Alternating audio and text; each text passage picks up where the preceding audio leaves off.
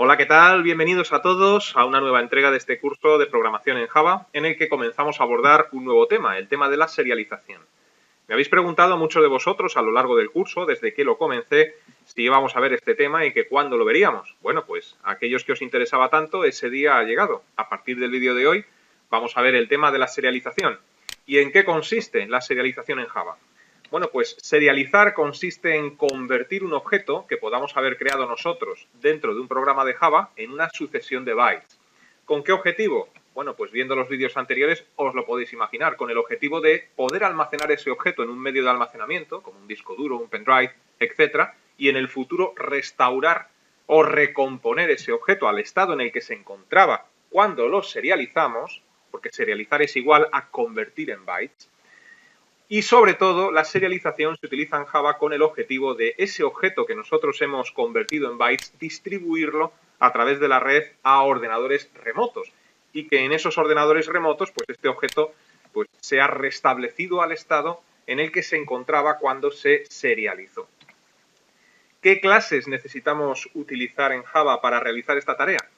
Vamos a tener que manejar una interfaz nueva que no hemos visto hasta ahora, que es la interfaz serializable. Es una interfaz de muy manejo sencillo porque no tiene método ninguno. Entonces, bueno, aquella clase que implemente esta interfaz no se ve obligada, como ocurre con otras, a sobreescribir ningún método. Lo único que hay que hacer es indicarle a una clase que implementa esta interfaz y punto. Ahí se queda. ¿Y eso qué implica? ¿Qué implica que una clase implemente la interfaz serializable? Pues implica que le estamos diciendo a nuestro programa de Java que esa clase, o mejor dicho, los objetos que pertenezcan a esa clase, son susceptibles de ser convertidos en bytes para transferirlos a través de la red a ordenadores remotos o guardarlos en el disco duro, hacer con ellos lo que queramos, ¿no? Además de esta interfaz serializable, vamos a necesitar manejar dos clases, Object Output Stream y Object Input Stream. Aquellos que habéis visto con atención los vídeos anteriores, os podréis imaginar para qué sirven estas dos clases. La clase Object Output Stream lo que hace es construir un flujo de datos a través del cual es posible transferir un objeto desde dentro hacia afuera, es decir, desde nuestro programa de Java hacia un medio de almacenamiento o hacia un ordenador remoto o hacia otra fuente de almacenamiento desconocida. Eso es lo que hace Object Output Stream. Y Object Input Stream, como os podéis imaginar, hace lo contrario. Crea un flujo de datos a través del cual es posible que viaje un objeto, pero desde fuera hacia adentro. Es decir, un objeto remoto hacia dentro de nuestro programa y luego ya dentro del programa recomponer esos bytes que han entrado en el objeto correspondiente. Estas clases tienen sus correspondientes métodos, entre los que podemos destacar WriteObject y ReadObject. WriteObject lo que hace es crear ese objeto, esa sucesión de bytes para lanzarla a través del flujo de datos hacia afuera, y ReadObject hace lo contrario, lo que hace es leer esa sucesión de bytes que nos entra por el flujo de datos input stream hacia nuestro programa. Bueno, pues como siempre vamos a ver esto con un ejemplo práctico, que es como mejor se entiende, y en este ejemplo práctico pues haremos los dos pasos. Vamos a convertir un objeto que podamos haber creado en nuestro programa Java pues en una sucesión de bytes, es decir, vamos a serializar un objeto, ¿no? Y después, una vez que lo guardemos, por ejemplo, en el disco duro de nuestro ordenador, lo rescataremos, ese objeto lo rescatamos del disco duro de nuestro ordenador utilizando pues el Object Input Stream. Así que vamos a ello. Para ver la serialización con un ejemplo vamos a utilizar un código que hemos visto ya, pero casi al principio del curso, cuando estábamos explicando la programación orientada a objetos. Bueno, no es un ejemplo exactamente igual como el que vimos en su día, pero es un ejemplo muy parecido. Para ello, pues me he creado dentro del proyecto que estábamos manejando de acceso a ficheros en vídeos anteriores un nuevo paquete, que es el paquete de serialización, que lo tengo a ver si soy capaz de señalarlo correctamente, y me he creado pues el ejemplo que os menciono en un archivo que se denomina serializando Java. ¿Qué tenemos aquí en este archivo? Bueno, pues tenemos una clase que se denomina serializando. He importado los paquetes JavaUtil y JavaIO, que los necesito para este ejemplo, y luego, bueno, pues la clase principal, el método main. También tenemos dentro de este archivo dos clases más. La clase empleado, que me imagino que os sonará a aquellos que seguís el curso desde el principio, con su constructor, un constructor que va a recibir pues varios parámetros, ¿no? Va a recibir un string doble y 3 enteros. ¿Qué es lo que hace esta clase? Esta clase lo que hace es construir objetos de tipo empleado. Y un objeto de tipo empleado va a tener un nombre, va a tener un sueldo y va a tener una fecha de contratación. Si alguien tiene dudas respecto a la creación de estas clases, pues les recomiendo que se vaya a los primeros vídeos del curso y repase este mismo ejemplo que lo hicimos en su día, ¿no? Y luego, pues esta clase tiene los métodos getter correspondientes para poder leer cuál es el nombre del empleado, cuál es el sueldo del empleado y cuál es la fecha de contratación del empleado. Luego esta clase empleado pues también tiene un método que es el método subir sueldo. Se permite subirle el sueldo a un empleado, un método que no devuelve nada, es void, recibe un parámetro y se le sube el sueldo. Y luego sí que es cierto que hay un método nuevo que no manejamos en su día, que es el método toString. Este método es muy importante y creo que no lo hemos visto hasta ahora en el curso. El método toString pertenece a la clase Object, es decir, a la superclase cósmica, la clase de la que heredan todas las demás clases de Java. ¿Eso qué quiere decir? Pues quiere decir que hasta ahora y en el futuro, todas las clases que podamos crear en Java llevan implícitamente este método, ya que, como bien sabéis, todas las clases heredan de Object. Y lo que estamos haciendo aquí concretamente es sobreescribir este método. Bueno, ¿qué es lo que hace el método toString y para qué sirve? El método toString se utiliza para especificar una descripción de nuestra clase. Es como verbalizar qué es lo que hace nuestra clase o pasar a texto qué es lo que hace nuestra clase.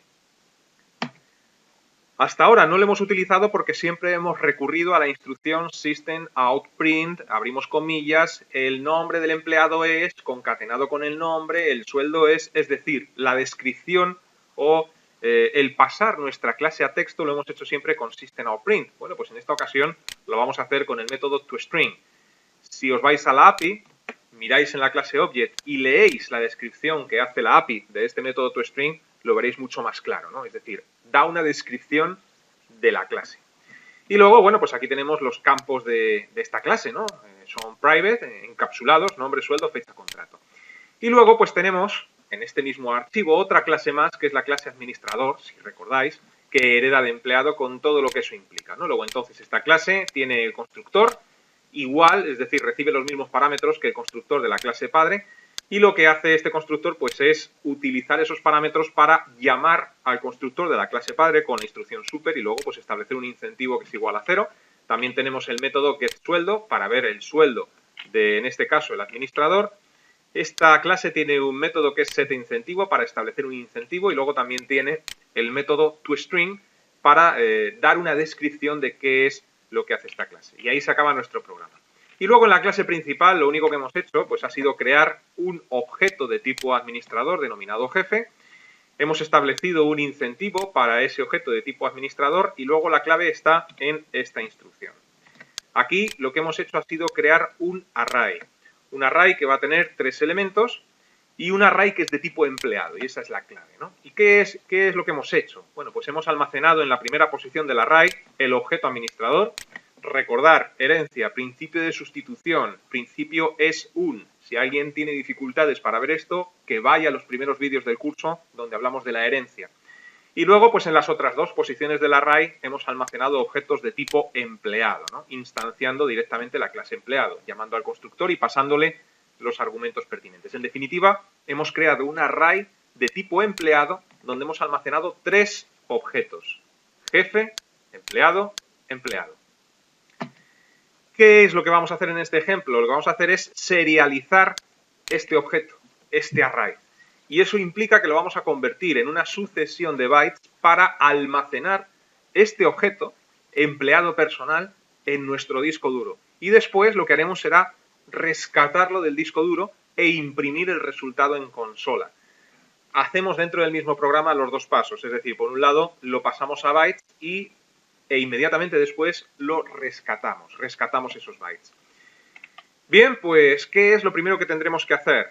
Primero lo que tenemos que hacer es fijarnos qué tipo de objeto es el que queremos serializar, y es de tipo empleado. Luego entonces lo que estamos obligados a hacer es ir a la clase empleado y serializarla, es decir, que implemente la interfaz serializable. Luego entonces implements serializable. Y bueno, pues con esto lo que hemos hecho es decirle a nuestro código de programación que aquellos objetos que pertenezcan a esta clase son susceptibles, se pueden convertir en bytes. creo que es conveniente ir un segundo a la API de Java y echar un vistazo a esta interfaz. Bien, pues aquí la tenemos, como podéis observar, pertenece al paquete java.io y echando un vistazo en la descripción, bueno, pues lo que hace esta interfaz serializable cuando pues, lo aplicas en una clase es activar o habilitar que esa clase pues implemente la interfaz serializable y aquellas que no la implementan pues no pueden ser serializadas o deserializadas, es decir, no se pueden convertir en bytes o rescatar, leer esos bytes en las que fueron convertidos, ¿no? Dice que no tiene método ninguno ni campo ninguno, con lo cual pues es muy sencillo su uso. Y aquí podéis ver que la descripción se acaba, es decir, no hay método ninguno. Y volviendo a nuestro código, pues el siguiente paso que deberíamos hacer es construir un flujo de datos de tipo Object-Output-Stream. Pero antes de ponernos manos a la obra, es conveniente también que vayamos a la API y veamos la descripción de esta clase Object-Output-Stream. Bien, pues aquí la tenemos. Si echáis un vistazo, pertenece al paquete Java.io, por supuesto. Y bueno, pues echando un vistazo a los constructores de esta clase, pues vemos que tiene dos, ¿no? Uno que no tiene argumento ninguno y otro pues que lo que hace es crear un objeto output string que escribe el output string especificado. Si pulsamos en este constructor, pues nos lleva a la descripción y vemos que lanza una excepción de tipo IOException, como ocurría también en vídeos anteriores con otros constructores, ¿no? Y nos pide por argumento un objeto de tipo output string. Ya lo hemos hablado esto en vídeos anteriores también. Luego entonces nos vamos a nuestro código y vamos a tener que meter esto dentro de un try catch, ya que lanza una excepción de tipo IOException. Luego entonces catch, vamos a ponerlo genérico para no complicarnos la vida. Y ya está, ya tenemos aquí el bloque try catch y lo que hacemos ahora a continuación es meternos dentro del try y construir este objeto de la siguiente forma. Object output stream. Le damos nombre a esta instancia perteneciente a la clase, vamos a llamar, pues por ejemplo, escribiendo fichero, por llamarlo de alguna forma, igual a new object output stream. Y luego hemos visto que este constructor nos pedía un argumento de tipo output stream. Luego entonces, según lo que hemos visto en vídeos anteriores, voy a echar un poquito para la derecha la pantalla, pues aquí podemos instanciar directamente, por ejemplo, a la clase FileOutputString, que hereda de OutputStream para especificar el fichero donde vamos a escribir pues esta sucesión de bytes del objeto empleado. Luego entonces new FileOutputStream. Y bueno, pues aquí lo he escrito bien, sí. Tenemos que especificarle, tal y como hemos visto muchas veces, la ruta donde vamos a almacenar todo esto. Yo lo voy a almacenar como siempre en el escritorio. Luego entonces esto era c:/users/desktop en mi caso. Y luego pues en el escritorio tengo una carpeta a la cual pues he denominado java-ser. Luego entonces java-ser y luego ya por fin el nombre del archivo, y a este archivo pues vamos a llamarle, por ejemplo, empleado. ¿Qué extensión le podemos dar? Hasta ahora he utilizado siempre txt, la verdad es que nos va a dar igual. Voy a utilizar ahora, por ejemplo, dat. La extensión es la misma. Ya sabéis lo que implica la extensión de un archivo, ¿no? Y luego, bueno, pues aquí el punto y coma correspondiente. Bien, pues con esto ya hemos creado, el flujo de datos externo, ¿no? Me está marcando un error y es porque la P de put va en minúscula. Ahora sí. Bien, pues una vez que tenemos el flujo de datos por el que va a viajar nuestro objeto hacia el exterior, lo que tenemos que hacer ahora pues es escribir este objeto. ¿Cómo se llama el objeto que queremos llevar hacia el exterior? ¿Queremos que viaje al exterior? Bueno, pues hemos dicho que era este, entonces es de tipo empleado, pero este objeto se llama personal. Luego entonces aquí lo que tenemos que hacer es utilizar el método correspondiente a la clase ObjectOutputStream que nos permita hacer esto. Y echando un vistazo en la API a los métodos correspondientes a la clase ObjectOutputStream, pues vemos que hay un método, concretamente este, que es el que nos permite escribir el objeto especificado en el ObjectOutputStream, ¿no? WriteObject y pide por argumento pues un objeto.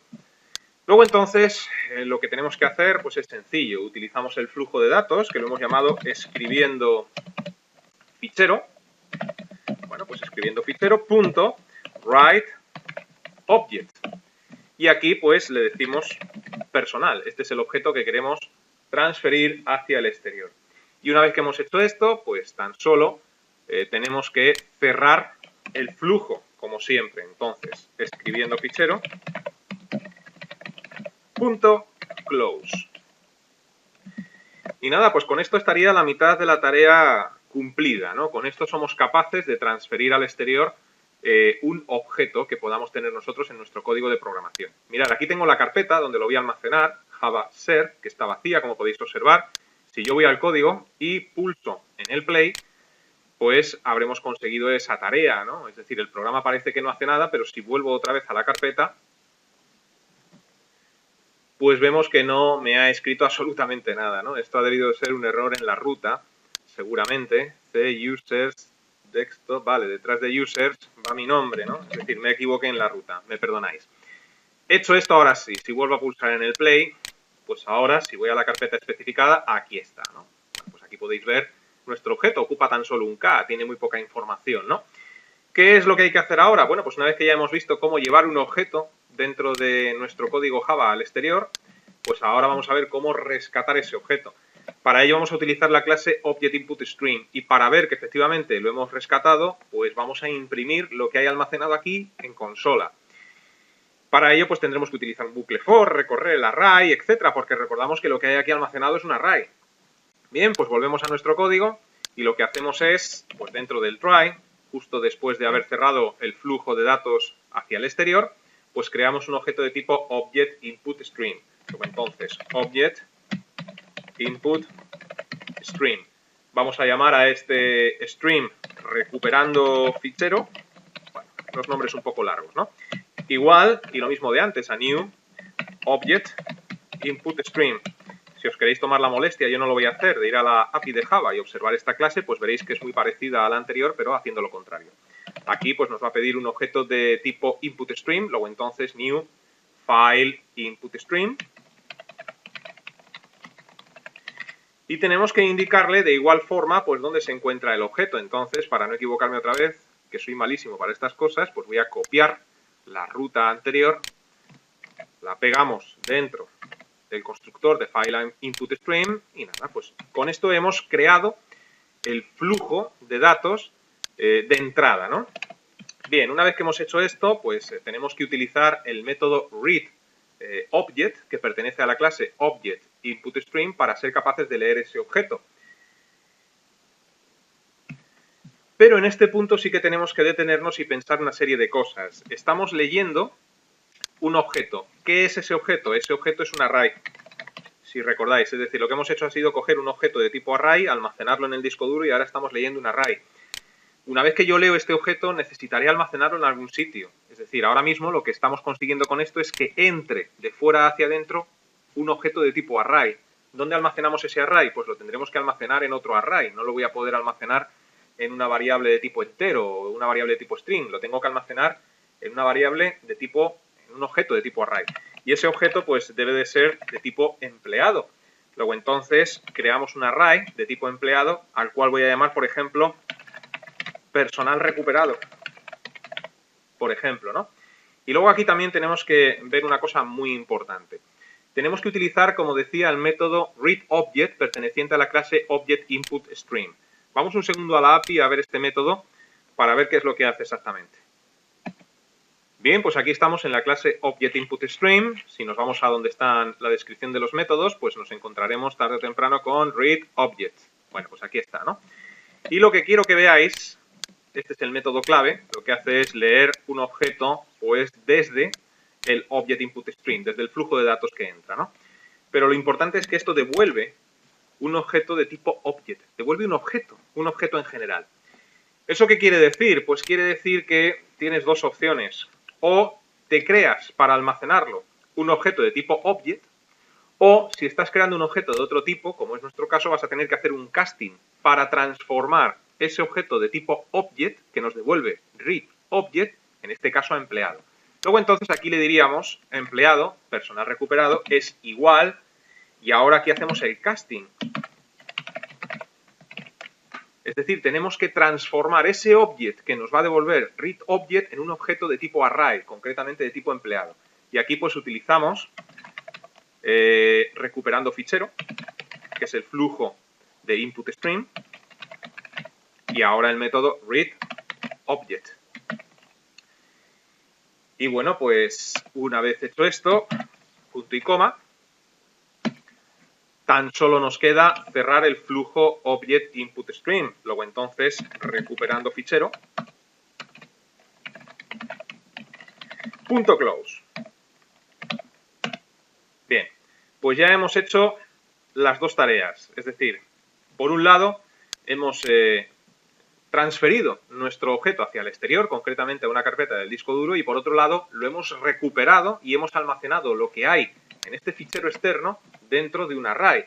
Pero claro, ahora necesitamos ver que efectivamente dentro de personal recuperado hay una información que corresponde a los objetos que guardamos en su momento, ¿no? Luego entonces, para hacer eso, debemos crear un bucle for que recorra el array personal recuperado, que es donde hemos almacenado esto. Y voy a utilizar, ya que estamos, un bucle for each, bucle por el que también me preguntáis muchísimas veces, que si no lo hemos visto, me decís. Bueno, pues lo hemos visto varias veces. Lo único que ocurre es que en Java no tiene la sintaxis for each, como puede tener, por ejemplo, en Visual Basic. El bucle for each en Java es como vamos a ver a continuación. For empleado E, dos puntos, y me vas a recorrer personal recuperado. Si alguien tiene dificultad con esto, pues que vaya al vídeo o los vídeos donde trabajamos con el bucle for each. Y ahora pues lo que hacemos aquí es decirle que nos imprima E, es decir, system.out.println E. Si alguien tiene dificultad con el bucle for each, que utilice un bucle for normal, que va a servir perfectamente. Println, si lo escribimos bien, mejor. Y bueno, pues hecho esto ya estaría nuestro programa resuelto, ¿no? Es decir, por un lado, escribimos el objeto en un medio de almacenamiento externo, por otro lado, lo recuperamos y almacenamos el objeto, pues, en este caso en un array llamado personal recuperado, y luego leemos el array. Bueno, pues si pulsamos en el play, vemos que efectivamente en la consola nos sale la información de los tres objetos que hay almacenados en ese array, el administrador y los dos empleados. Voy a dejar, si queréis, un enlace en la descripción de este vídeo para que os podáis descargar este ejemplo sin la parte del try catch, ¿no? Es decir, con todo el código. Para que veáis de una forma más clara, ahora que hemos resuelto el programa, qué es lo que hace el método toString perteneciente a la clase Object, que lo que hacía era pues, dar una descripción en forma de texto, toString, de nuestra clase. Bueno, pues si por ejemplo me voy al método toString de la clase empleado, aquí lo tenemos, voy a poner por ejemplo lo siguiente. El nombre es y su sueldo es. Todo esto dentro de el método toString. Si yo ahora pulso en el play, fíjate cómo me ha cambiado por completo la descripción de los objetos. Fíjate cómo dice el nombre es y su sueldo es, ¿no? Cuando antes era más breve. Bueno, pues espero que con esto veáis qué es lo que hace toString. Bien, vamos a dejar este vídeo en el punto en el que nos encontramos. Si os digo lo de siempre, os invito a que permanezcáis atentos a la próxima entrega. Hasta entonces, que os vaya bien.